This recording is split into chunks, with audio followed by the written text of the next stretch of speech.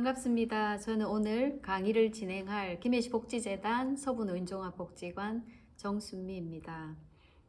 2020년 2월부터 코로나가 발병이 되면서 어디에나 마찬가지이겠지만 대면 강의가 불가피하게 되어서 비대면 강의를 병행하게 되는 그런 곳이 많은 것으로 알고 있습니다. 저희 복지관도 마찬가지로 비대면 강의를 진행하고 있습니다. 오늘 저는 어르신들에게 꼭 필요한 뇌졸중이라는 질환에 대해서 간단하게 강의를 진행하고자 합니다. 저의 강의 이력을 간단하게 보여드리겠습니다. 참고로 하시면 됩니다. 뇌졸중 예방과 관리. 뇌졸중의 발병이 가장 높은 계절은 겨울인 것 다 알고 계실 줄 압니다. 혈관이 갑자기 수축되면서 발생하는 뇌졸중이 겨울 10월에서 12월에 가장 많이 발병이 됩니다. 제가 2022년 통계청 자료에서 보니 60대, 70대, 80세 이상에서 발병되는 확률을 찾아보았는데 조금 특이하게 남자 어르신들은 연령이 높아지면서 발병률이 낮아지는 반면에 여자 어르신들은 연령이 높아지면서 발병률이 함께 올라가는 특이한 현상을 볼 수 있었습니다. 남녀 합쳐서 11만 명이 넘는 뇌졸중 발병률을 가지고 있는 상황입니다.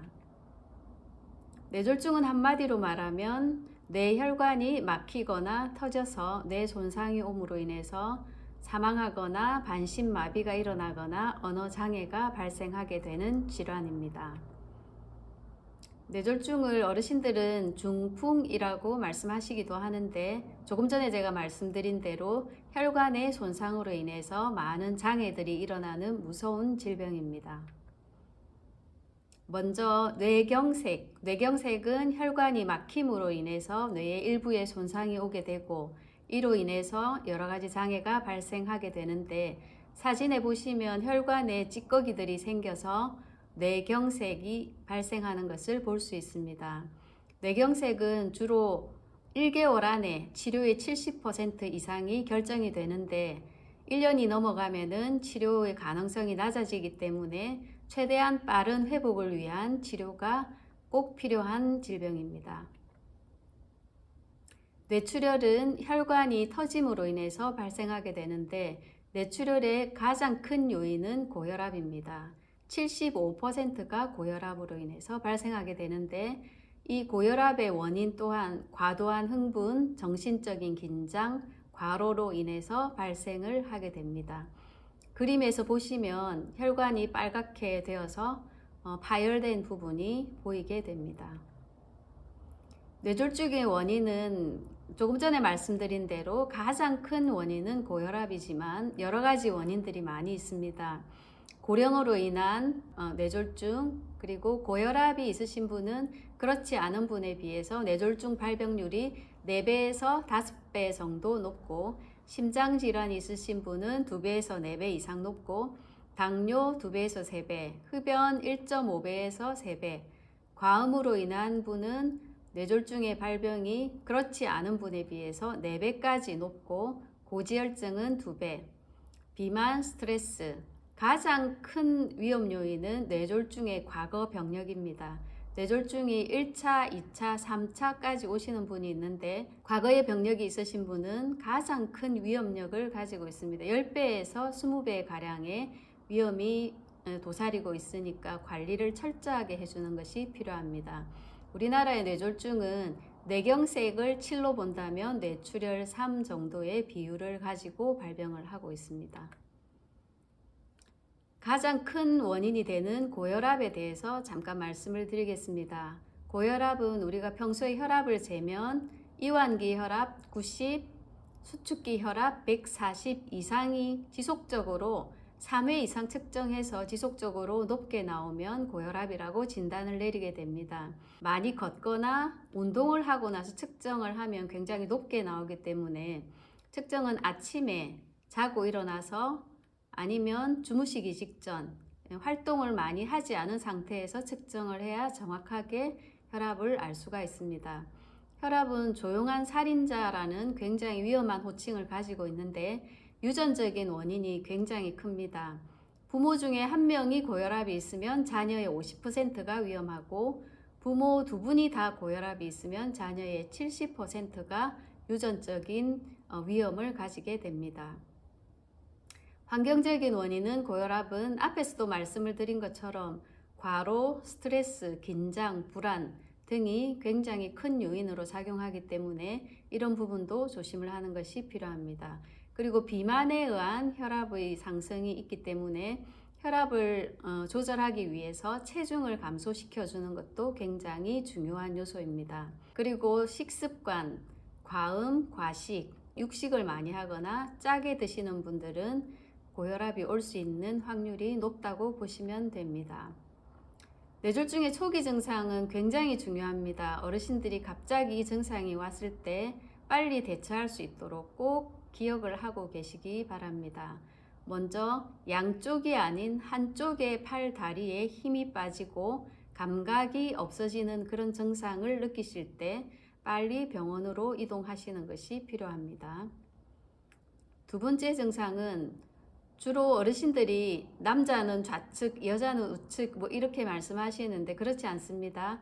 좌측 대뇌에 손상이 있으면 우측에 마비가 오고 우측 대뇌에 이상이 생기면 좌측에 마비가 오는데 언어장애는 좌측 대뇌에 이상이 생기면 언어장애가 옵니다. 그러면 우측 마비일 때 발음이 잘 되지 않고 혀도 마음대로 움직여지지 않는 그런 언어장애가 발생하게 됩니다. 그 다음 증상은 어지럼증입니다. 우리 몸의 균형을 잡아주는 소뇌가 있는데 뇌 혈관에 혈액이 공급되지 않으면서 어지럼증이 발생하게 됩니다.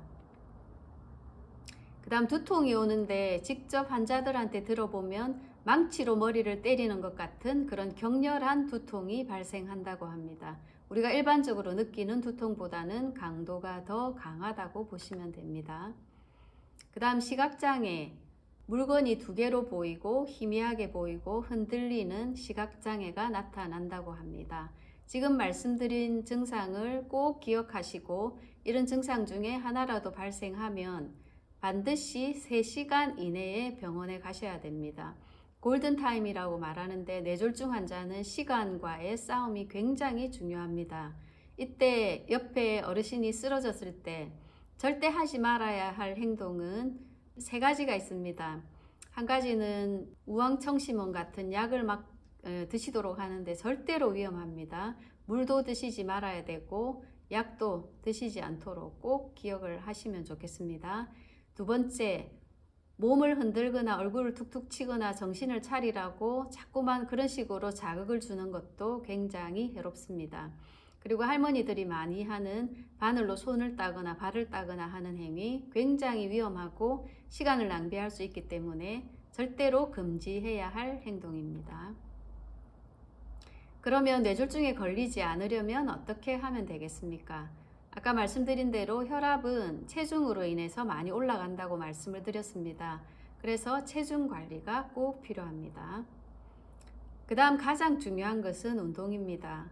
어르신들도 마찬가지로 젊은 사람 못지않게 운동을 많이 하시고는 있는데 주로 역기를 든다거나 아주 위험하고 무거운 것을 드는 것은 피해 주셔야 합니다. 그리고 그림에 나와 있듯이 조깅, 걷기, 체조, 자전거 타기, 수영 등 안전한 운동을 처음에 10분에서 20분 정도로 조금씩 증가시키면서 일주일에 3에서 5회 정도 규칙적으로 운동해 주는 것은 굉장히 중요합니다. 특히 어르신들에게는 걷기 운동이 마음도 편안하게 만들고 어르신들의 관절 상태나 근육 상태에 가장 적절한 운동입니다. 그리고 짜게 드심으로 인해서 혈압이 많이 상승하게 됩니다.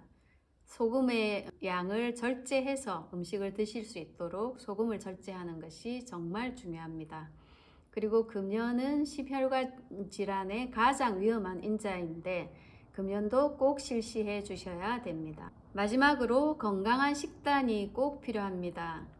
먼저 채식만 했을 때 그리고 채식과 동시에 여러 가지 육류도 같이 섭취했을 때 혈압에 변경되는 정도를 이렇게 적어놨는데 채식만 했을 때 혈압이 1에서 3 정도 감소했고 그 다음에 지방 섭취를 줄이면서 채식을 같이 병행했을 때 3에서 6 정도 혈압이 감소했고, 그리고 복합적인 식사 변경을 했을 때 6에서 11 정도의 혈압이 감소하여 건강한 식사가 혈압을 내리고 가장 큰 뇌졸중의 원인인 혈압을 조절할 수 있다는 것을 알게 됩니다. 마지막으로 건강한 식사에 대해서 한 가지 더 덧붙이자면, 미네랄이나 제가 그림으로 그려놓은 과일, 채소, 해조류, 그리고 육류도 꼭 필요한데 기름기를 뺀 수육 정도의 고기는 꼭 드셔주는 것이 좋습니다. 이렇게 건강 관리를 진행함으로 고혈압도 막고, 그리고 어르신 여러분들의 뇌졸중을 막아서 건강한 노후 생활을 이끌어 가시기를 바라겠습니다. 이만 강의를 마치겠습니다. 감사합니다.